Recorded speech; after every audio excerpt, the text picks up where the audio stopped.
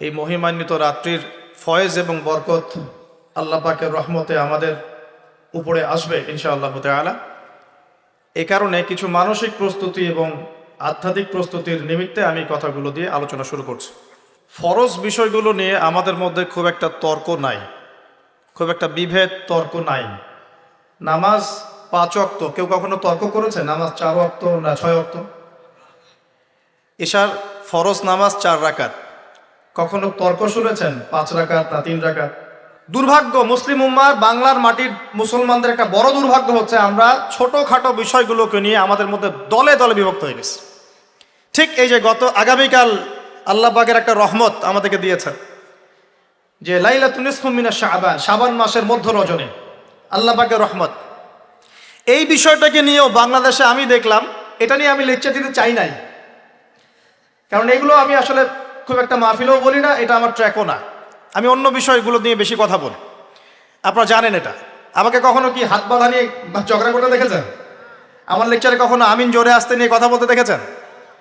আমি মনে করি উম্মার এই ফিতনাময় অবস্থায় এই বিষয়গুলো চেয়ে বেশি ইম্পর্টেন্ট আমাদের আকীদা ঠিক আছে কিনা, আমরা তাওহীদপন্থী কিনা, আমরা সুন্নাত ঠিক আছে কিনা, আমলে বেদাত ঢুকছে কিনা, আমরা হালাল খাই কিনা, সুদ থেকে দূরে থাকতে পারছি কিনা, সমসাময়িক এই বিশ্ব সম্পর্কে সচেতন কিনা, মুসলিম উম্মার বিরুদ্ধে যারা সব চক্রান্ত ষড়যন্ত্র করছে ওদের ব্যাপারে আমরা সচেতন কিনা, শেষ জামানাকে আমরা ডিল করতে পারবো কিনা। বড় বড় বিষয়গুলোকে ফোকাস না করে আমরা যখন ছোটখাটো বিষয় নিয়ে মারামারি করতে থাকি, আস্তে আস্তে আমাদের মধ্যে ঐক্য সংহতি নষ্ট হয়, দলে দলে উম্মা বিভক্ত হয়ে যায়। ঠিক এই যে এই ইস্যুটাকে নিয়েও কথা বলতে শেষে বাধ্য হচ্ছে, কারণ দেখলাম অনলাইন অফলাইনে দুইটা দল দুটাই চরমপন্থী। একদল অতিরিক্ত বাড়াবাড়ি, একটা অতিরিক্ত ছাড়াছাড়ি। বাড়াবাড়ি আর ছাড়াছাড়ি, একটা অতিরিক্ত বাড়াবাড়ি, সে একদম শবে বরাতকে মনে হয় লাইলাতুল কদরের উপরে নিয়ে যাচ্ছে আর কি। লাইলাতুল নিসফু মিনাশ শাবানকে কোনো কোনো ক্ষেত্রে বাড়াবাড়ি পন্থীরা একদম লাইলাতুল কদরের উপরে নিয়ে চলে যাচ্ছে। আর ছাড়াছাড়ি যারা, তারা বলছে এই রাত্রে কোনো কিছুই করা যাবে। দুইটাই চরমপন্থী, বুঝতে পারছেন না মনে হয় কথা। একদল এটাকে নিয়ে এত বেশি বাড়াবাড়ি করছে যে এটাকে একদম লাইলাতুল কদরের উপরে নিয়ে চলে যাচ্ছে, আরেক দল দেখা যাচ্ছে এটাকে এমনভাবে পরিত্যাগ করছে না, এইতে কিছুই করা যাবে না, একদম কোনো ফজিলতি নাই। এখন আসলে মধ্যম পন্থা কি, মাঝখানে আমরা কি করব তাহলে জানার দরকার আছে কি নাই? অনেক হাদিসের অনেক আলোচনা, প্রায় 40-50 পৃষ্ঠার বই, সব আলোচনা তো মাহফিলে করা সম্ভব না। আমি সারমর্মটুকু বলি। সারমর্ম কি? হাদিসের শবে বরাত নামে কোনো শব্দ নাই, এক নম্বর কথা। কি নাই ভাই? শবে বরাত নামে কোনো শব্দ নেই, আছে লাইলাতুন নিসফু মিনাশ শাবান, শাবান মাসের মধ্য রজনী। শাবান মাসের মধ্য রজনী।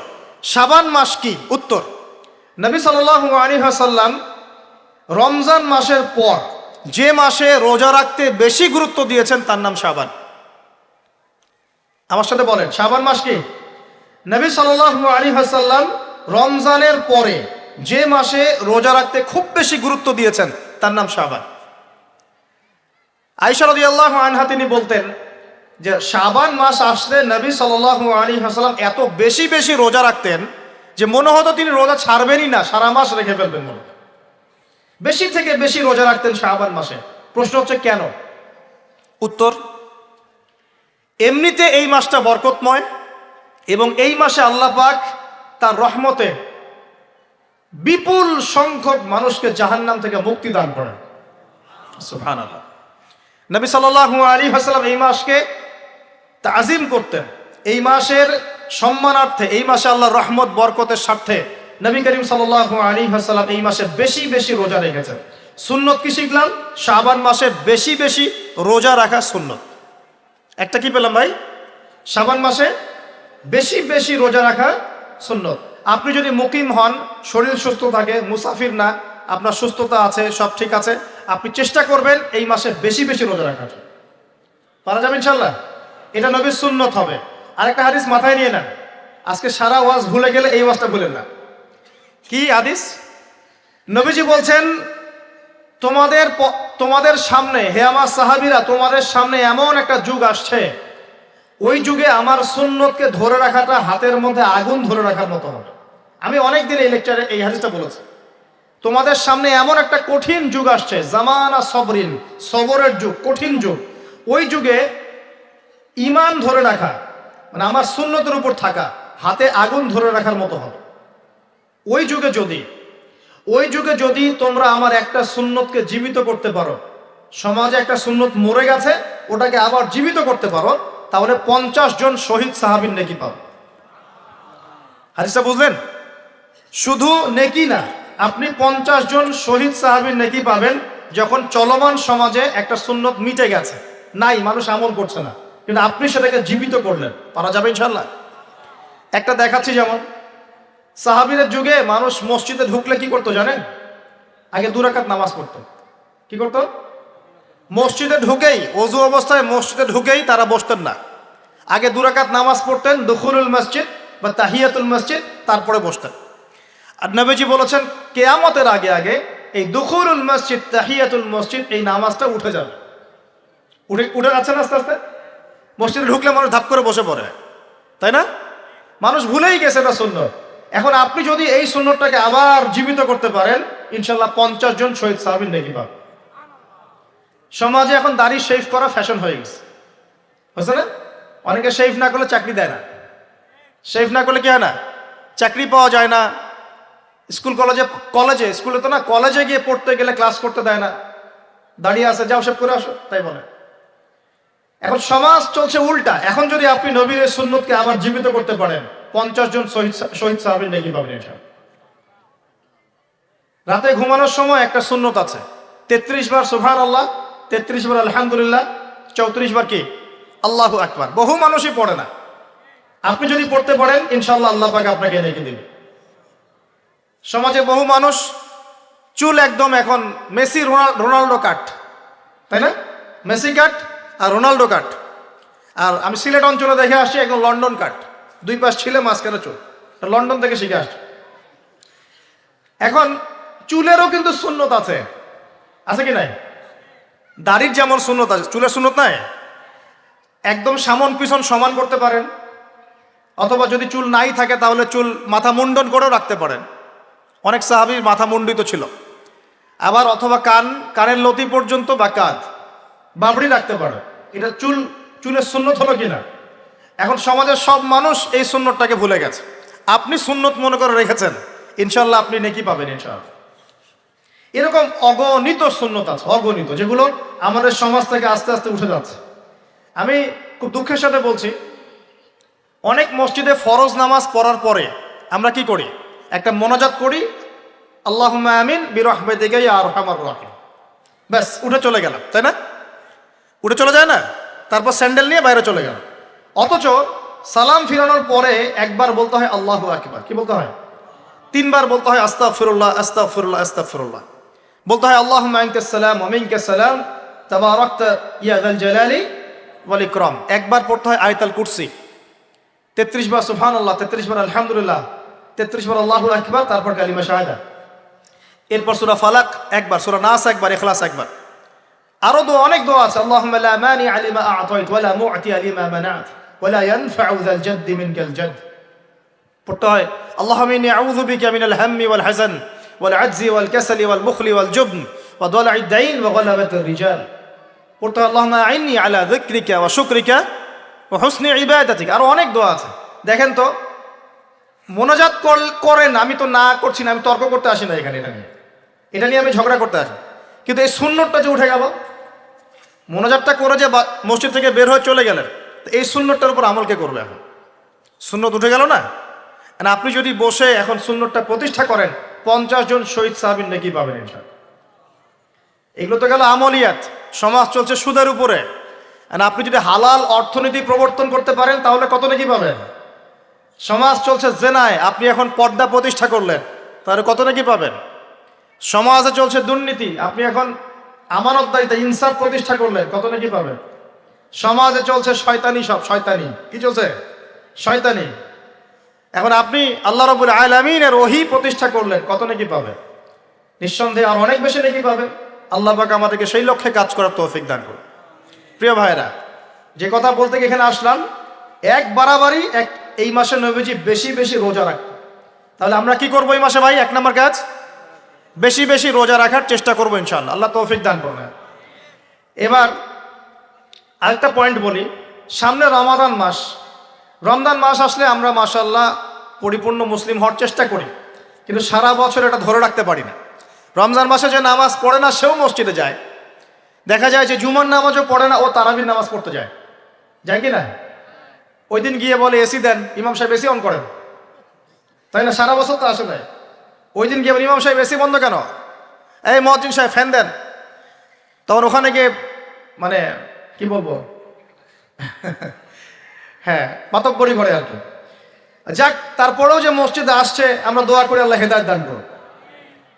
আমরা তো কাউকে পিছনে ফিরাই দিব না, দিব?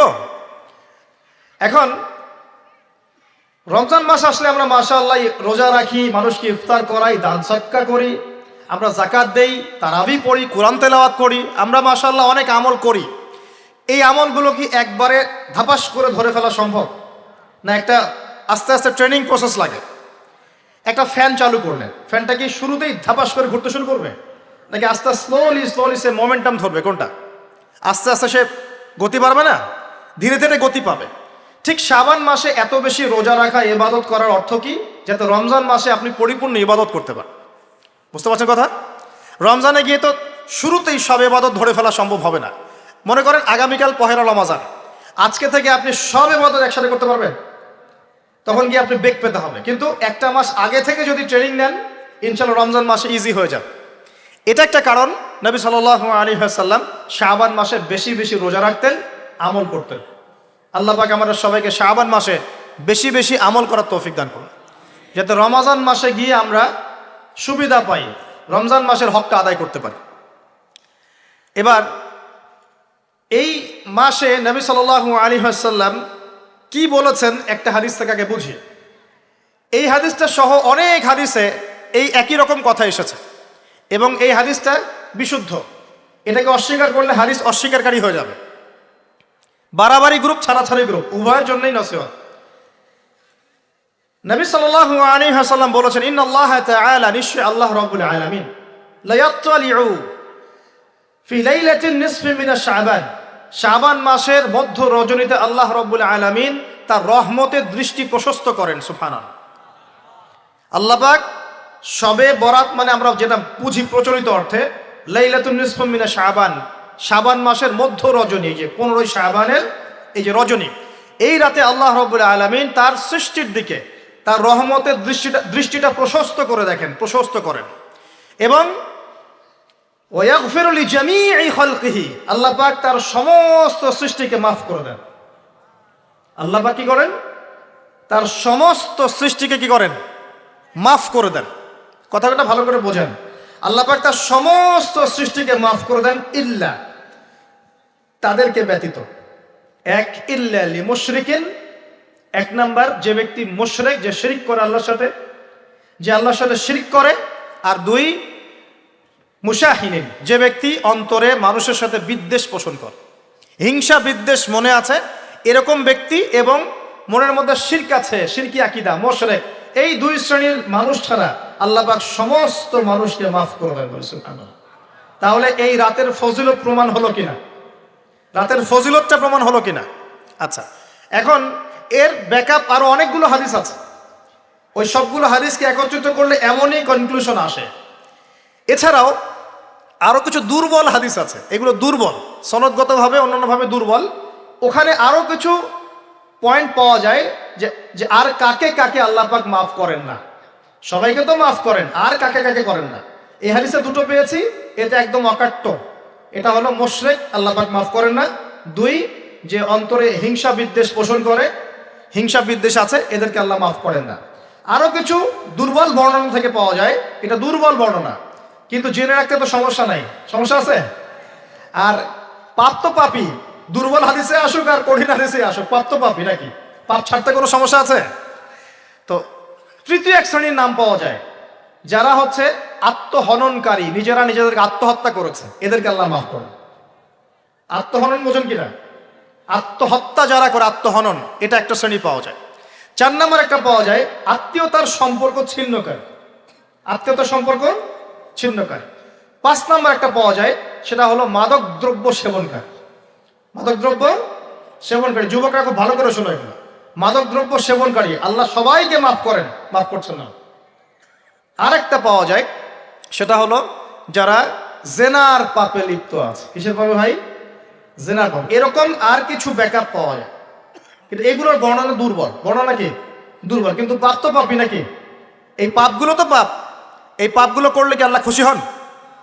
অকাট্য সহি থেকে পাওয়া যায় এই দুইটা, মুশরিক এবং মুশাহিদ। যারা শিরিক করে, অন্তরে বিদ্বেষ পোষণ করে, আল্লাহ পাক এদেরকে মাফ করেন। এখন আগে জানি শিরিক থেকে কিভাবে বাঁচবো, শিরিক কি এবং কেন, তারপরে জানবো হিংসা বিদ্বেষ, তারপরে আমরা যাব এই রাত্রে আমরা কি করতে পারি। মনে রাখবেন, আমল করতে হবে তিনটা বিষয় খেয়াল রেখে। কয়টা বিষয় ভাই? আমল করতে হবে তিনটা বিষয় খেয়াল রেখে। এক, আমল করতে হবে একমাত্র আল্লাহ পাকের সন্তুষ্টির জন্য। এক নম্বর কি বলেন? এক আল্লাহর সন্তুষ্টির জন্য, কারো সন্তুষ্টির জন্য না, কারো জন্য না, শুধু কার জন্য? দলিল হচ্ছে ইন্নাস সালাতি ওয়া নুসুকি ওয়া মাহইয়ায়া ওয়া মামাতি লিল্লাহি রাব্বিল আলামিন ফাসাল্লি লিরাব্বিকা ওয়ানহার। দুই, আমল হতে হবে একমাত্র নবী সাল্লাল্লাহু আলাইহি ওয়াসাল্লামের সুন্নত মোতাবেক। কার সুন্নত মোতাবেক? নবী এবং সাহাবীদের সুন্নতের সাথে মেলে না সেই আমল করা যাবে না। নবী এবং সাহাবীদের সুন্নতের সাথে মেলে না সেই আমল করা যাবে না। তিন নাম, আমলটা যত সুন্দরই মনে হোক, আমলটা যত সুন্দরই মনে হোক আর যত মানুষই করুক, যত মজাদার মনে হোক না কেন, নবী করেন নাই, সাহাবীদের থেকে প্রমাণ নাই, আমল করব না। করলে বেদাত হয়ে যাবে। কি হবে?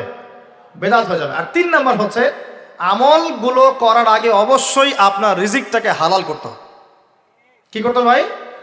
ব্যাস, এই তিনটা শর্ত পূরণ করে আমল করলে ইনশাআল্লাহ তাআলা আমরা জান্নাতে যাবো। ইনশাআল্লাহ আমরা আশাবাদী, আল্লাহ পাক আমাদেরকে জান্নাত দিবেন ইনশাআল্লাহ।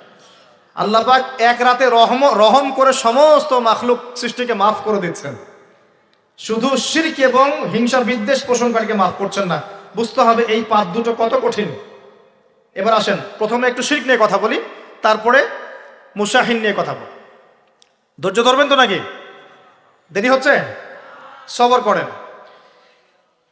এখন প্রথমে জানি শিরক কি এবং কেন।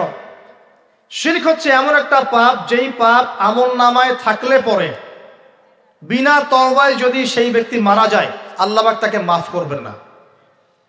ভালো করে শোনেন, শিরক এমন একটা পাপ, যে পাপ যদি আমল নামায় থেকে যায়, বিনা তওবায় সে মারা যায়, শিরকের পাপ নিয়ে আল্লাহর সামনে দাঁড়ায়, আল্লাহ তাকে মাফ করবেন না। দলিল সূরা নিসা, আল্লাহ পাক বলছেন ইন্নাল্লাহা লা ইয়াগফিরু আন ইউশরাকা বিহি ওয়া ইয়াগফিরু মা দুনা যালিকা লিমান ইয়াশা। আল্লাহ পাক তার সাথে শিরকের গুনাহ মাফ করবেন না, এছাড়া যে কোনো গুনাহ যাকে ইচ্ছা মাফ করবেন। বুঝাচ্ছি, মনে করেন একজন ব্যক্তি জেনা করেছে, কথা নাউযুবিল্লাহ, একজন ব্যক্তি জেনা করেছে বা মিথ্যা কথা বলেছে বা ধরেন মদ খেয়েছে ইত্যাদি। এখন সে তওবা করলে তো মাফ পেতই, তওবা করলে মাফ হতো না? তওবা করলে মাফ তো পেতই। মনে করেন তওবা না করেই মারা গেছে, আল্লাহ পাক চাইলে কিয়ামতের মাঠে এই পাপও বিনা তওবাতেই মাফ করতে পারে। কথা বুঝতে পারছেন না মনে হয়? মনে করেন একজন ব্যক্তি মদ খেয়েছে, জেনা করেছে ইত্যাদি, সে তওবা করার ফুরসত পায় নাই, বিনা তওবায় মারা গেছে।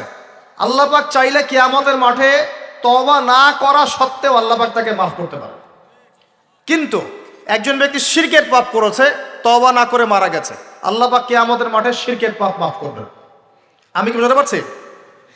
অন্য পাপের কারণে আল্লাহ রাব্বুল আলামিন শাস্তি দিয়ে হোক, কোনো একটা ভাবে হোক, নবীর সুপারিশের মাধ্যমে হোক, তাকে জাহান্নামে গেলেও সেখান থেকে বের করে জান্নাতে দিবেন ইনশাআল্লাহ। কিন্তু শিরকের পাপ যার আমল নামায় থাকবে, তার উপর জান্নাতকে হারাম করে দেওয়া হয়েছে। বলেন নাউযুবিল্লাহ। সূরা মাইদায় দলিল আছে, শিরকের পাপ যার আমল নামায় আছে তার জন্য জান্নাতকে হারাম করে দেওয়া হয়েছে। শিরক মানে অংশীদার সাব্যস্ত করা, আল্লাহ পাকের সাথে কাউকে সমকক্ষ করা। শিরক কত প্রকার হয়? উত্তর 3 প্রকার। কয় প্রকার ভাই? বিশ্বাসে শিরক হয়, মানে আকীদায় শিরক হয়; আমলে শিরক হয়, মানে কাজে শিরক হয়; কথা বা লিসানে শিরক হয়। মনে থাকবে? 1 নাম্বার কিসে শিরক হয়? বলেন আমার সাথে। বিশ্বাসে শিরক হয়, আকীদায় শিরক হয়। 2 নাম্বার আমলে শিরক হয়, কাজে শিরক হয়। 3 নাম্বার কথায় শিরক হয়। কয়েকটা এক্সাম্পল দিয়ে বুঝতে পারবেন। একজন ব্যক্তি মনে করেন বিশ্বাস করে যে আল্লাহ বলতে কেউ নাই, কি হবে এটা বলেন? শিরক। একজন ব্যক্তি মনে করেন বিশ্বাস করে যে আল্লাহ আছে, আরো ইলাহ আছে, তাহলে কি হবে? কেউ যদি বিশ্বাস করে আল্লাহর সন্তান আছে, কি হবে? কেউ যদি বিশ্বাস করে মহাবিশ্ব আল্লাহ সৃষ্টি করে নাই, বিগ ব্যাং থেকে সৃষ্টি হয়েছে, কি হবে? কেউ যদি বিশ্বাস করে আল্লাহ মানুষকে সৃষ্টি করে নাই, মানুষ বানর থেকে হয়েছে, কি হবে? আচ্ছা, বিশ্বাসগত সে। কেউ যদি মনে করে আল্লাহ ছাড়া অমুকে আমার সন্তান দিতে পারে, কি হবে? কেউ যদি বিশ্বাস করে যে আল্লাহকে পাওয়ার জন্য আমাকে মাধ্যম ওসিলা পূজা করতে হবে, তাহলে কি হবে? কেউ যদি চন্দ্র সূর্য গ্রহ নক্ষত্র গাছপালা মূর্তি এসবে পূজা করে, কি হবে? এগুলো বিশ্বাসগত শিরক। কেমন শিরক ভাই? বিশ্বাসগত শিরক। 2 নম্বর আসেন আমলগত, কাজগত শিরক। কেমন? মনে করেন সেজদা করতে হয় কার জন্যে? কেউ যদি এখন কবরে গিয়ে সেজদা করে, কি হবে? আল্লাহর জন্য সেজদা করতে হয় না কবরে সেজদা করতে হয়? সেজদা কার জন্যে? আচ্ছা, তাহলে শিরক হবে। কুরবানি কার জন্য করতে হয়? কেউ যদি এখন মনে করেন জিনকে সন্তুষ্ট করার জন্য কুরবানি করে দেবে, কি হবে? এখনকার যুগে কিন্তু বহু মানুষ জিনের উপাসনা করে। এখনকার যুগে বহু মানুষ জিনের উপাসনা করে। আর জিন বলে একটা জাতি আছে, আমাদের সাথে চলাফেরা করে, আমরা দেখতে পারি না। আমরা কি সব দেখতে পারি? আমরা কি সব জানি? আমরা তো আমাদের আত্মাকেই দেখতে পারি না। এত ঘুমাই গেছেন, আত্মা চলে গেছে, দেখতে পারছেন? আর আমরা কি জানি? আমরা কতটুকু জানি আগামীকাল কি হবে আপনার সাথে, বলেন দেখি? কেউ জানে? আমাদের জ্ঞান কত ক্ষুদ্র, বুঝতে পারলাম। আগামীকাল কি হবে তাই জানি না, আমার আত্মাকেও চোখে দেখি না। আর আমি যদি দাবি করি এখন আমি সব জানতাম, তাহলে কি হবে? অতএব জিন জাতি আমাদের মধ্যেই আছে কি নাই? ওমা খলাকতুল জিন্না ওয়াল ইনসা ইল্লা লিয়াবুদুন। আমি জিন আর মানুষকে শুধুমাত্র আমার ইবাদত করার জন্যই সৃষ্টি করেছি। আল্লাহ পাক আমাদের সবাইকে আল্লাহ পাকের সত্য বোঝার তৌফিক দান। এবার আসেন, আপনাদের পার্বত্য এলাকায় জিনের উপাসনা হয়। এখন বললেন ভাই কেমন করে জানলেন? যত তান্ত্রিক মান্ত্রিক কবিরাজ জাদুকর সব এই পাহাড়ি এলাকায় ঘুরে বেড়াচ্ছেন, এবং চোখ কান খোলা রাখলে আপনারাও বুঝতে পারবেন। জিনের উপাসনা করলে অনেক কিছু ভেলকিবাজি দেখানো যায়। জিনকে আল্লাহ পাক কিছু ক্ষমতা দিয়েছে। জিন অনেক দূর থেকে দেখতে পারে। মনে করেন যে কেউ একজন এখানে বসে আছে, সে দাবি করছে যে সে অলৌকিক ক্ষমতার অধিকার, অথচ ওর কাছে জিন আছে। কি আছে? জিন। এখন আপনি শুনেছেন যে অমুক জায়গায় অমুক বাবা আছে, সে অনেক বড় ক্ষমতার অধিকার, তো যাই দেখি ওনার কি ক্ষমতা। এখন আপনি রাস্তায় আসছেন, তার সেই জিন তো আগেই দেখতে পাচ্ছে আপনি আসছেন দূর থেকে, সে আগে খবর দিল আসতেছে মক্কেল, ওই যে মক্কেল আসতেছে। এখন সে বলল যে ওই ব্যক্তির সাথে যে জিন আছে ওর সাথে কানেকশন করো। সবার সাথে একটা জিন আছে না? আছে কি না? একটা করে জিন শয়তান আছে না সবার সাথে? 2 জন ফেরেশতা, 1 জন জিন, সবার সাথেই আছে। আছে কি না? আপনার জিন জানে আপনার সাথে অতীতে কি হয়েছিল? জানে তো। আপনার জিন আপনার সাথে আছে না শুরু থেকে? তাহলে আপনি 1 মাস আগে কি করেছেন আপনার জিন তো জানে। ও ভবিষ্যৎ জানে না কিন্তু অতীত তো জানে। ও তো ভবিষ্যৎ জানে না কিন্তু অতীতে আপনি কি করেছেন ও তো জানে না? এখন ওর সাথে এই কারিনের সাথে যোগাযোগ করছে। ওকে বলছে এই তো 1 মাস আগে অমুক মেয়ের পিছনে দৌড়াইছিল, এই 1 মাস আগে অমুক একটা মেয়ের পিছনে দৌড়াইছে, ওই মেয়েকে পাওয়ার খুব চেষ্টা করছে, কিন্তু 1 মাস আগে ব্যবসা এই কাজ করছে, কিন্তু 1 মাস আগে ওই কাজ করছে। এখন আপনি হেডে হেডে আসলেন, এদিকে খবর পাস করা শেষ, এসে বললেন বাবা আপনার কি ক্ষমতা, আমি আপনার ক্ষমতার নিদর্শন দেখতে চাই। সেই বাবা এখন বলছে যে তুই তো সেই ব্যক্তি না, তোর নাম অমুক না? আপনি তো ভেবাচকা খেয়ে গেলেন। হ্যাঁ তাই তো, আমার নাম তো অমুক। তুই তো 1 মাস আগে এই মেয়ের পিছনে ঘুরছিস না? হ্যাঁ তাই তো, আপনি কেমন করে জানলেন? তুই 1 মাস আগে এই কাজ করছিস না? তাই তো, আপনি কেমন করে জানলেন? আপনার তো চোখ একদম আসমান উঠে গেল। বাপরে বাপ, সে তো আমার অতীতের সব বলে দেয়, তুই অমুক জায়গায় এটা পাপটা করছিস না, তুই এই জায়গায় ওটা লুকায় রাখছিস না। ব্যাস, আপনার মাথা খারাপ। জিনের উপাসনা করে মানুষ অনেকেই। আর জিনরা কি করে, অনেক সময় আসমানের কাছে যায় সংবাদ নেওয়ার জন্য। সূরা মুলক পড়েন, সূরা মুলকের 1ম পৃষ্ঠা পড়েন।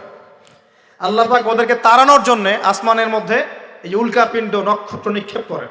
রুজুম আল্লিশ শায়াতিন, আল্লাহ বলেছেন এই নক্ষত্রগুলা আমি রুজুম আল্লিশ শায়াতিন, শয়তানদেরকে তাড়ানোর জন্য রেখেছি। সুবহানাল্লাহ। এই পৃথিবীতে অনেক কিছুই ঘটে, আমরা খালি চোখে বুঝতে পারি না। এখন কেউ যদি জিনের উপাসনা করে, জিনকে সন্তুষ্ট করার জন্য এই কুরবানি করে, তাহলে কি শিরক হবে কিনা?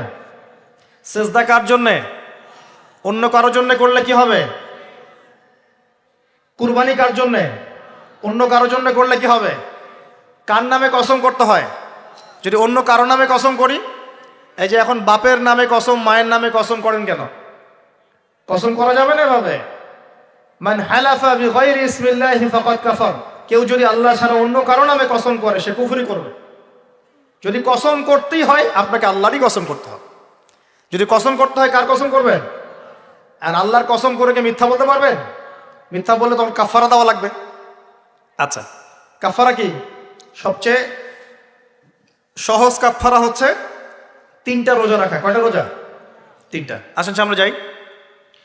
এখন কসম করব আল্লাহর জন্যে, দোয়া করেন কার কাছে? দোয়া কার জন্যে? এখন যদি অন্য কারো কাছে দোয়া করা শুরু করি, সন্তানকে দিবে, অন্য কারো কাছে চাওয়া শুরু করি, মনে করেন আপনার রোগ ব্যাধি দেওয়ার ভালো করার মালিককে যদি এখন আপনি একটা আংটি পরে মনে করেন এই আংটি আপনার রোগ ভালো করবে, কি হবে?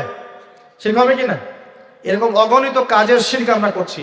আল্লাহ পাক আমাদের শিরক থেকে বাঁচান। আমি ভবিষ্যতের মালিককে, সময়ের মালিককে, ভবিষ্যৎ কে জানে? রাস্তায় টিয়া পাখি দেখে ভাগ্য পরীক্ষা করছে, ও কি ভবিষ্যৎ বলতে পারবে? যদি ওখানে গিয়ে হাত দেখান শিরক হবে না? রাশিফল দেখা যায়, রাশিফল কি? রাশিফল আজকে তোমার দিনটা কেমন যাবে, কালকে তোমার দিনটা কেমন যাবে, আছে না? তো এগুলো বিশ্বাস করলে কি হবে? এরকম পদে পদে শিরকে নিমজ্জিত আছে। এগুলো তো গেল আমলগত শিরক, আরো অনেক শিরক আছে। আমাদের কথার মধ্যেও শিরক হয়। কিসের মধ্যে? কথার মধ্যে। যেমন আমরা বলি ডাক্তার ভালো ছিল, না হলে রোগীকে বাঁচানো যেত না, বলি কি না? অনেকে বলি না? শিরক হবে। কেউ যদি বলে যে ড্রাইভারটা ভালো ছিল, না হলে গাড়ি নির্ঘাত অ্যাক্সিডেন্ট করতো, কি হলো কথায়? আরেকটা বিষয় আছে, আমরা অনেক সময় ইবাদত করি মানুষকে দেখানোর জন্য, সবাই বড় দানবীর বলবে, আমাকে নামাজি বলবে, এটাও কি? এটাও শিরক। কথার মধ্যে আর অনেক শিরক করি। সার্বভৌম ক্ষমতার মালিককে, তাবারাকাল্লাযী বিয়াদিহিল মুলক, সার্বভৌম ক্ষমতার মালিককে। আর আমরা যদি মনে করি আমরাই সার্বভৌম ক্ষমতার মালিক, কি হবে? শিরক হবে না? এরকম প্রচুর শিরকে আমরা নিমজ্জিত আছি। সবচেয়ে বড় যে শিরকটা এখনকার বিশ্বে চলছে সেটা হলো আল্লাহ পাকের হালালকে আমরা হারাম করে নিচ্ছি, আল্লাহর হারামকে হালাল করে নিচ্ছি। করছে কি না? বুঝতে পারছেন না মনে হয়। মাদক দ্রব্য কি হালাল না হারাম? আমরা অনেক সময় হালাল করে নিয়েছি, নাই? জেনা হারাম না হালাল? আমরা এখন জেনাকে প্রমোট করছি, উস্কে দিচ্ছি। সমকামিতা হালাল না হারাম? এই সমকামিতার ব্যাধি ছড়িয়ে পড়েছে এখন সমাজের রন্ধ্রে রন্ধ্রে, পড়েছে না? এদেরকে আল্লাহ পাক এমন শাস্তি দিবেন যে শাস্তি আল্লাহ পাক কুল কায়নাতে কাউকে দেন নাই। কেমন শাস্তি দিবেন? কওমে লূতকে আল্লাহ রাব্বুল আলামিন মাটি থেকে উপরে উঠিয়ে আকাশ থেকে পাথর বর্ষণ করে থেতলে দিয়ে আবার মাটিতে দাফন করে দিয়েছে কওমে লূতকে। আল্লাহু আকবার। এই শাস্তি অপেক্ষা করছে এদের জন্য। সুদ হালাল না হারাম? আমরা কি এটাকে জায়েজ করে নিচ্ছি কিনা, খাচ্ছি কিনা? তো এই বিশ্বের সবচেয়ে বড় একটা সমস্যা চলছে, আল্লাহ পাকের হারামকে আমরা হালাল করছি, হালালকে হারাম করে নিই, এটাও শিরক। এখন আল্লাহ পাক যে বলছেন সবাইকে মাফ করে দিবেন, আল্লাহ পাক শিরক যে করে তাকে মাফ করবেন না। এখন বলেন কত % মানুষ মাফ পাবে? এই পাপগুলো কত মানুষ করছে? সবাই করছে না? মোটামুটি সবাই মোটামুটি শিরক করছে। আমরা আল্লাহ পাক আমরা সবাইকে শিরকের পাপ থেকে বাঁচিয়ে রাখুন। না, এর পাশে একটা শিরক আছে রিয়া বা গোপন শিরক, লোক দেখানো আমল, এটাও গোপন শিরক। আর এক শ্রেণী। আচ্ছা, এখানে একটা কথা বলে রাখি, এই শিরকগুলো থেকে বেঁচে থাকলে কি হবে? শিরক থেকে বেঁচে থাকলে আপনার আমল নামায় যদি আসমান জমিন সমান গোনাও থাকে, আল্লাহ পাক সমস্ত গোনা মাফ করে দিবেন ইনশাআল্লাহ। মনে করেন একজন ব্যক্তির আমল নামায় জেনা, সুদ, ঘুষ, হাবি জাবি দুনিয়ার পাপ দিয়ে ভর্তি, কিন্তু কোনো একটা কারণে বা কোনো একভাবে তার আমল নামায় শিরকের কোনো গোনা নাই, শিরক করে নাই, ইনশাআল্লাহু তাআলা কোনো না কোনো ওসিলায় হলেও আল্লাহ পাক তাকে কিয়ামতের মাঠে মাফ করে দিবেন ইনশাআল্লাহ। একটা হাদিস বললেই যথেষ্ট হবে, তারপরে সামনে যাব। রাসূল সাল্লাল্লাহু আলাইহি ওয়াসাল্লামকে আল্লাহ পাক মেরাজের রাতে ওয়াদা করেছেন। কোন রাতে ভাই? মেরাজের রাতে ওয়াদা করেছেন যে হে মুহাম্মদ সাল্লাল্লাহু আলাইহি ওয়াসাল্লাম, তোমার উম্মতের মধ্যে যে কোনো ব্যক্তি যত বড়ই পাপ করুক না কেন, আসমান জমিনের সমানও যদি পাপ করে আমার সামনে দাঁড়ায়, কিন্তু তার আমল নামায় শিরকের পাপ নাই, আমি আল্লাহ তার সামনে আসমান জমিন সমান ক্ষমা নিয়ে হাজির হব ইনশাআল্লাহ। মানে সে মাফ পেয়ে যাবে ইনশাআল্লাহ। অতএব শিরক মুক্ত আমল করতে পারলে ইনশাআল্লাহ এই নিসফ মিনা শাবান, লাইলাতুন নিসফ মিনা শাবান, এই শবে বরাত যেটা আপনারা বলছেন, এই রাতে আল্লাহ পাকের ক্ষমা আমরা পেয়ে যাব ইনশাআল্লাহ। শিরক মুক্ত আমল করতে পারলেই ক্ষমা হবে ইনশাআল্লাহ। আল্লাহ পাক আমাদের সবাইকে শিরক থেকে বেঁচে থাকার তৌফিক দান করুন। এই শিরক সম্পর্কে বিস্তারিত জানার জন্য শিরক কি ও কেন, কিতাব ও তাওহীদ, তারপরে কোরআন সুন্নাহর আলোকে ইসলামী আকীদা, এই বইগুলো পড়াশোনা করেন, ইনশাআল্লাহ জানতে পারবেন। আর এক শ্রেণী মানুষকে আল্লাহ পাক মাফ করবেন না। এরা কারা? মুশাহিন। মুশাহিন মানে কি? যারা একে অপরের সাথে হিংসা বিদ্বেষ পোষণ করে। এখন বলেন দেখি, হিংসা বিদ্বেষ পোষণ করেন এমন মানুষ আছে এখন? বলেন দেখি। রাজনৈতিক অঙ্গনে একজন আরেকজনের সাথে হিংসা করছে কিনা? সামাজিক নেতৃত্ব নিয়ে একজন আরেকজনের সাথে হিংসা করছে কিনা? পরিবারের মধ্যেও একজন আরেকজনের সাথে হিংসা করছে কিনা? ভাই একজন আরেকজনের সাথে হিংসা করছে কিনা? আলেম একজন আরেকজনের সাথে হিংসা করছে কিনা? করছে না? বক্তা একজন আরেকজনের সাথে হিংসা করে কিনা? ধর্ম থেকে শুরু করে বিশ্ব রাজনীতি পর্যন্ত হিংসার দাবানলে এখন পুরো বিশ্বের মানুষ জ্বলে পুরো শেষ হয়ে যাচ্ছে, হচ্ছে না? মহিলা হিংসা করে কিনা? সতীনে হিংসা করে কিনা? সতীন বোঝেন কিনা? বিয়েই তো করেন নাই, সতীন বুঝবেন কি? সতীন কি জিনিস? দুই বউ, এক বউ আরেকবার কি হয়? সতীনে হিংসা করে কিনা? আয়েশা রাদিয়াল্লাহু আনহার বাসায়, মানে ঘরে নবী সাল্লাল্লাহু আলাইহি ওয়াসাল্লাম বসে আছেন, ঢুকেছেন, আর অন্য একজন স্ত্রীর ঘর থেকে একটা খাবার আসতে পারে না, ভালোবেসে মহব্বত করে হাদিয়া দিয়েছেন। আয়েশা রাদিয়াল্লাহু আনহা যখন দেখলেন তার ঘরের মধ্যে খাবার পাঠিয়েছে অন্য একজন স্ত্রী, পুরো থালাটাকে মাথার উপর নিয়ে ধাবাস করে ভেঙে ফেলে দিলেন। তো রাসূলুল্লাহ সাল্লাল্লাহু আলাইহি ওয়াসাল্লাম মুচকি হাসছেন, আর উপস্থিত হয়তো আরো দু একজন ছিলেন, তাদেরকে বলছেন যে তোমাদের মা রাগ করেছে। তিনি নিজেই হাতে সেগুলো তুললেন, সব ভাঙাচুরা পিসগুলো নিজে তুলে রেখে দিয়ে ভালো থালা বাটিগুলো হাদিয়া পাঠালেন ওই স্ত্রীর ঘরে, যে ঘর থেকে খাবার এসেছে। এইভাবে ডিল করতে হয়। আর রাসূল সাল্লাল্লাহু আলাইহি ওয়াসাল্লাম তখন রাগ হন নাই, কেন এই কাজ করলা? আরেকদিন আয়েশা রাদিয়াল্লাহু আনহা একটা কথা বলে ফেলেছে। নবী সাল্লাল্লাহু আলাইহি ওয়াসাল্লাম তার কোন এক স্ত্রীর কাছ থেকে এসেছেন। আয়েশা রাদিয়াল্লাহু আনহা বলছেন, আপনি তার কথা কিভাবে স্মরণ করেন? সে তো একটু খাটো, এরকম একটা কথা বলেছেন, সে তো একটু খাটো, একটু বেটে। আয়েশা রাদিয়াল্লাহু আনহাকে আমাদের নবীজি বলছেন, শোনো, তুমি এমন একটা কথা বলেছো, আমাদের সবার জন্য হেদায়েত আছে, তুমি এমন একটা কথা বলেছো, এই কথাটা যদি সমুদ্রের সাথে মিশিয়ে দেওয়া হয়, পুরো সমুদ্রের পানি দূষিত হয়ে যাবে, বলি নাউজুবিল্লাহ। এই যে এতটুকু কথা, যে সে তো একটু খাটো ইয়া রাসূলুল্লাহ, এই যে এতটুকু কথা, খালি এই যে অত কালো, অত অমুক, অত তমুক, অত গরিব, অত কৃষক, অত ছোট লোক, অত এই যে রিক্সাওয়ালা, আমরা কথা বলি না এগুলো? আমাদের এগুলো কথা আছে না সমাজে? এগুলো বলার সাথে সাথেই এটা এমন পাপ হয়ে যায়, সাগরের মধ্যে এই পাপ মিশিয়ে দিলে সাগরের পানি নষ্ট হয়ে যাবে, নাউজুবিল্লাহ। এরকম হিংসা বিদ্বেষ মনে থাকলে তাজকিয়া পাওয়া যায় না। তাজকিয়া মানে আত্মশুদ্ধি। তো এখানে এটা স্বভাব সুলভ, মানুষের মধ্যে এসে যায়, আসে কিনা? আসে না? এই সবে লাইলাতুন নিসফ মিনা শাবানের হাদিসগুলোর মধ্যে একটা হাদিস আসছে, সনদের কথা আমি বলছি না, আমি প্রসঙ্গটা বলছি, যে আয়েশা রাদিয়াল্লাহু আনহা বলছেন, আমি ঘুম থেকে উঠে দেখি রাসূল সাল্লাল্লাহু আলাইহি ওয়াসাল্লাম নামাজ পড়ছেন। কি পড়ছেন? নামাজ, তার ঘরে নামাজ পড়ছেন। নামাজে এত লম্বা সেজদা করছেন যে আমার কাছে মনে হলো নবী মনে হয় ইন্তেকাল করেছেন, নাউজুবিল্লাহ। তারপরে আমি তাকে তার বুড়ো আঙ্গুল ধরে নাড়া দিলাম। নবী সাল্লাল্লাহু আলাইহি ওয়াসাল্লাম তাড়াতাড়ি নামাজ শেষ করলেন, শেষ করে বললেন, আজকের রাত এমন একটা রাত, এই রাতে আল্লাহ রাব্বুল আলামিন তার অসংখ্য বান্দাকে মাফ করে দেন। সুবহানাল্লাহ। এরপর তিনি আবার ঘুমিয়ে গেলেন, আয়েশা রাদিয়াল্লাহু আনহা। এবার উঠে বলছেন যে আমি দেখলাম যে নবী সাল্লাল্লাহু আলাইহি ওয়াসাল্লাম আমার ঘরে নাই। তখন তিনি বলছেন, আমার মনের মধ্যে তখন ওই ফিলিংস আসলো যেটা মেয়েদের মধ্যে স্বভাব সুলভ চলে আসে। আমি মনে করলাম যে রাসূলুল্লাহ সাল্লাল্লাহু আলাইহি ওয়াসাল্লাম কি অন্য কোনো স্ত্রীর ঘরে চলে গেলেন আমাকে ছেড়ে? তখন আমি চাদর মুড়ি দিয়ে তাকে পিছু নেওয়া শুরু করলাম।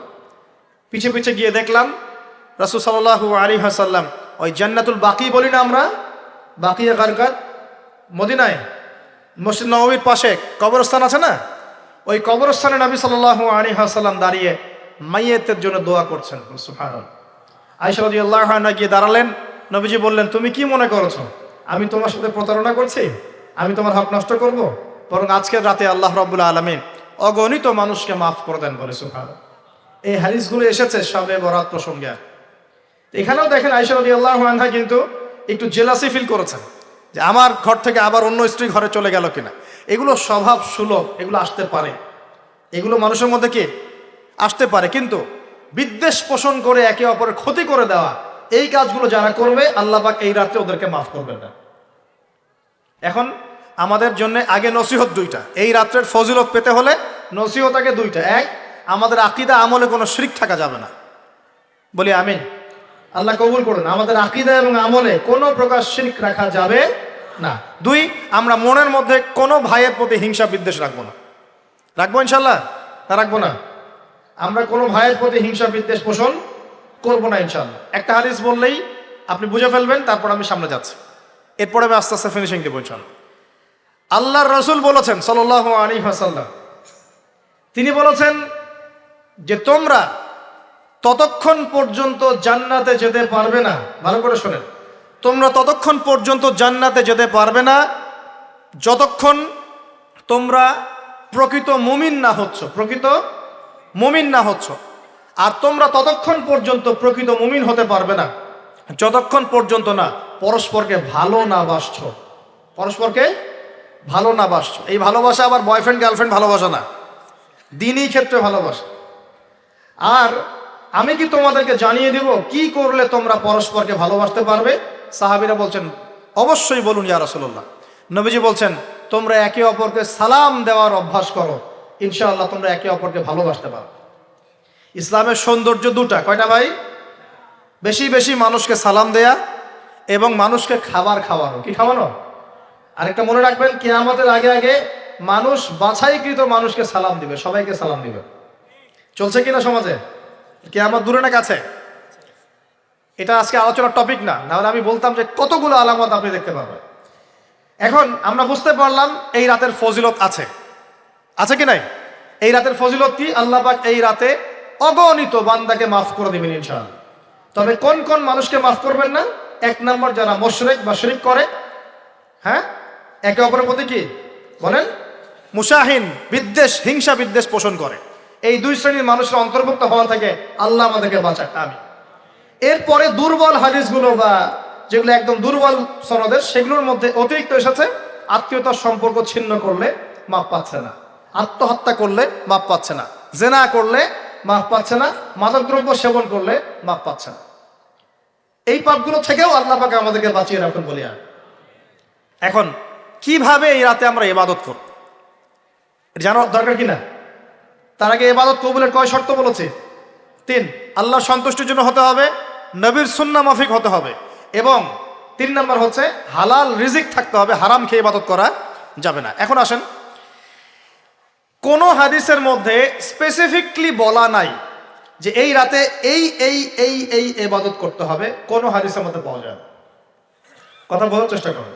যেমন লাইলাতুল কদর সম্পর্কে বলা হচ্ছে না, যে লাইলাতুল কদরে যারা কিয়াম করবে, হ্যাঁ, দিনে সিয়াম রাখবে, রাতে কিয়াম করবে, কোরআন তেলাওয়াত করবে, কোরআন দিয়ে কিয়াম করবে, আল্লাহ ওদেরকে মাফ করে দিবেন। একটা আমল দেওয়া আছে লাইলাতুল কদরে। নবী সাল্লাল্লাহু আলাইহি ওয়াসাল্লাম যা করতেন সেগুলোর মধ্যে আমল দেওয়া আছে। এই নিসফু মিনা শাবানের মধ্যে স্পেসিফিকলি এভাবে হাদিসের মধ্যে উল্লেখ করা নাই এই এই এই এই আমলগুলো করো। এটা খুঁজে খুঁজে আমাদেরকে বের করতে হয়। খুঁজে খুঁজে কেমন? নবী সাল্লাল্লাহু আলাইহি ওয়াসাল্লাম দোয়া করছিলেন মৃতদের জন্য, করছিলেন না? তাহলে এটা একটা আমল পাওয়া গেল।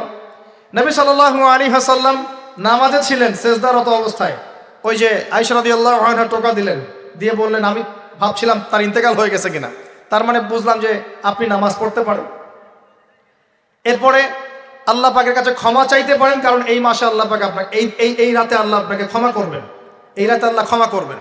এখন এটাকে বলা হয় প্রশস্ততা। ব্যক্তিগতভাবে এখানে আপনাকে প্রশস্ত এখতিয়ার দেয়া হয়েছে। ব্যক্তিগতভাবে আপনাকে আল্লাহ পাক তার রাসূলের মাধ্যমে এই শরীয়তে এই রাতের আমলের জন্য একটা প্রশস্ত এখতিয়ার দিয়েছেন। আপনি রাসূল সাল্লাল্লাহু আলাইহি ওয়াসাল্লামের সুন্নাহ মাফিক যে কোনো ভালো কাজ করতে পারেন, কিন্তু নির্দিষ্ট করে আপনাকে দেওয়া হয় নাই যে আপনাকে 100 রাকাতই পড়তে হবে, আপনাকে 200 রাকাতই পড়তে হবে, আপনাকে 10 রাকাতই পড়তে হবে, আপনাকে 1 খতমই দিতে হবে।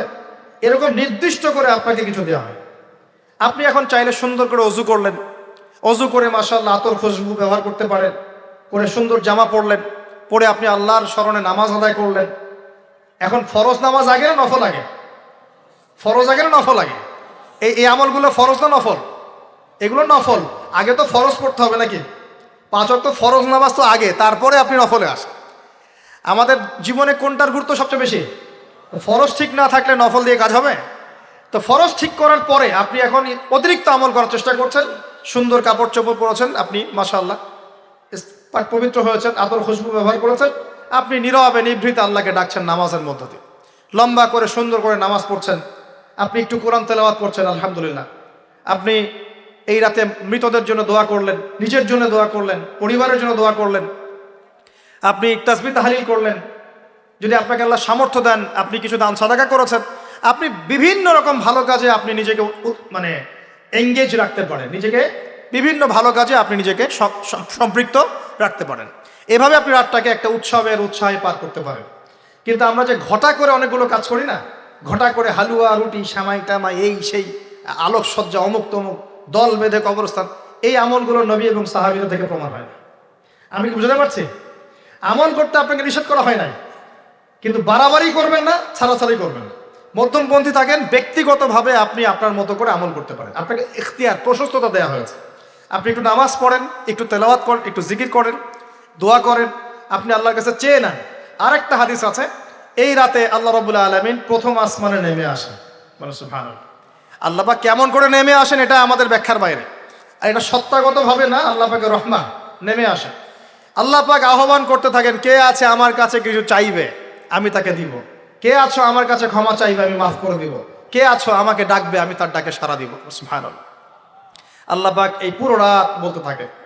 আরেকটা কথা মনে রাখবেন, এভাবে কিন্তু আল্লাহ পাক প্রত্যেক রাতেই বলতে থাকেন, শুধু এই একটা রাতেই নয়, প্রত্যেক রাতেই আল্লাহ পাক বলতে থাকেন। কিন্তু এই রাতে স্পেশালি আল্লাহ পাক অগণিত মানুষকে মাফ করে দিবেন ইনশাআল্লাহ।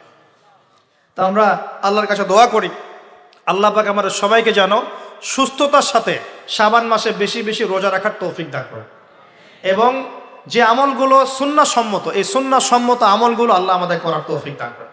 বাড়াবাড়ি পর্যায়ে চলে যাবেন না, একবার ছাড়াছাড়ি পর্যায়ে চলে যাবেন না, মধ্যমপন্থী থাকেন। রাতের ফজিলতটাকে আল্লাহর কাছে চেয়ে নেন, এবং আল্লাহর কাছে মাফ পাওয়ার জন্য যে পাপগুলোকে ছাড়তে হবে, যেমন শিরক, হিংসা বিদ্বেষ ইত্যাদি ইত্যাদি, এই পাপগুলোকে ছেড়ে দিয়ে আল্লাহর কাছে নিজেকে প্রমাণ করার চেষ্টা করি। আল্লাহ পাক আমাদের সবাইকে তৌফিক দান করুন বলি আমিন।